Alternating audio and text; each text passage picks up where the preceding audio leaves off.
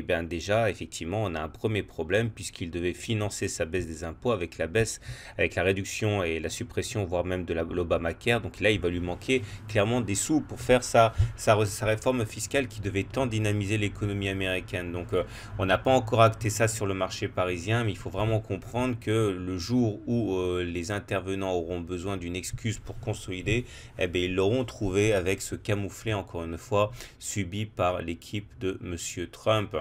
Et du coup, la séance est presque anecdotique, mais je vais la décrire quand même, mais elle ne tient pas compte de cette nouvelle qui est intervenue après la clôture des marchés français. Alors regardez un peu ça, donc on a une bougie qui a montré l'attaque en début de séance consécutive à la première frayeur sur le projet de loi de Trump, avant même qu'il y ait ce camouflet. Heureusement, la Tenkan avait tenu et la M7 avait tenu, on avait terminé donc relativement pas trop mal, à moins 0,2%, et bien plus haut que les pires de la séance.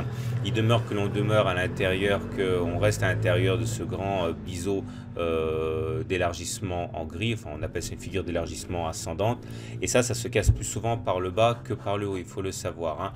N'oublions pas non plus que devant nous, on a toujours cette falaise constituée de ce gap mauve ici qui est né, je vous rappelle, en 2015, une zone très très forte et qui a permis justement aux baissiers de renvoyer les haussiers dans leur 22 le 21 mars. Bon, ça va pas être facile.